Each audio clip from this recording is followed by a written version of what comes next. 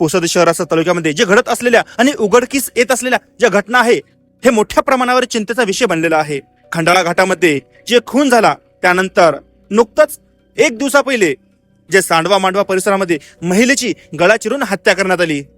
आत्महत्या, फासावर लटकवून घेणे अशा प्रकारच्या घटना दर 1 किंवा 2 दिवसाच्या अंतराने पुसद शहरासह तालुक्यामध्ये उघडकीस येत आहे.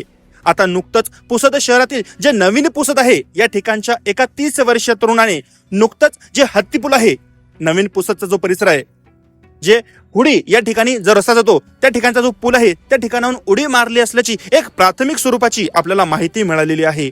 आता हे जे आपले दादा आहे त्यांनी स्वतः त्या व्यक्तीला बघितले असल्याची आपल्याला माहिती मिळाली आहे. ही घटना आज दिनांक 12 ऑगस्ट 2026 दुपारी अंदाजे 4 वाजताच्या सुमारास घडली असल्याची प्राथमिक स्वरूपाची माहिती आपल्याला मिळाली आहे. आता इथलच्या स्थानिकांमार्फत असं बोललं जात आहे की प्रदीप पांढरे वय अंदाजे 30 ते 32 वर्ष या व्यक्तीने याच ठिकाणाहून उडी मारलेली आहे. आता हेच व्यक्ती आहे ज्यांनी ही घटना संपूर्ण बघितली. आता यांचं नाव नेमकं काय बघितलं हे आपण त्यांच्याच मार्फत जाणून घेऊ. दादा तुझं नाव सांग. ओमकार माणिक चिरागे, राहणार कुठलचा आहे तू? आंबेडकर वाड. बरं, नेमकं काय घटना बघितली तू? आम्ही मासोळा पकडत होतो नदीला, ते इथून आवाज आला, इकडून उडी मारली त्यानं साईडला. आवाज आला तिथून साईडला व्यक्ती होते, त्यानं बघितलं तिकडे जाताना जाताना बघितलं, तिथून ते गायब झाला. तिथून डबल मिळाला नाही. तर ते दोघा तिघांना उडी मारून त्याला बघितलं, खूप बघितलं, पण ते काय भेटला नाही. अच्छा, हा. काय वाटते तू मरण पावला असावा का? मरण पावलाच असेल.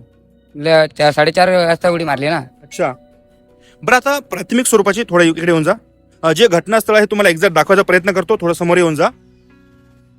आता जे आपले भाऊ आहेत त्यांनी जे प्राथमिक स्वरूपाची माहिती दिली होती हेच ठिकाण आहे. या ठिकाणून त्यांनी उडी मारली आणि नंतर ते धाराच्या पाण्याने बाजूला वाहत गेले असावे आणि कुठेतरी या ठिकाणी खाली अडकले असावे असा प्राथमिक स्वरूपाचा अंदाज आहे.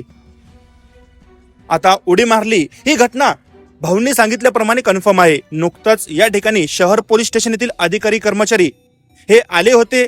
त्यांनी थोडक्यात शोधाशोध मोहीम सुद्धा घेतलेली आहे, परंतु त्यांना मृतदेह हा आढळून आलेला नाही. आता सदर व्यक्ती हा मरण पावलेला आहे किंवा नाही याची पुष्टी अद्याप झालेली नाही. आता लवकरच जर मृतदेह सापडला तो किंवा जिवंत व्यक्ती सापडला तो घटनेची सविस्तर माहिती आपण आपल्या चॅनलच्या माध्यमातून भाग 2च्या माध्यमातून आपल्यापर्यंत पोहोचू. ते पाहण्याकरिता आत्ताच आपल्या चॅनलला सबस्क्राईब करून बेल आयकॉनवर क्लिक करा. बघत रहा द टाइम्स ऑफ पुसद. धन्यवाद.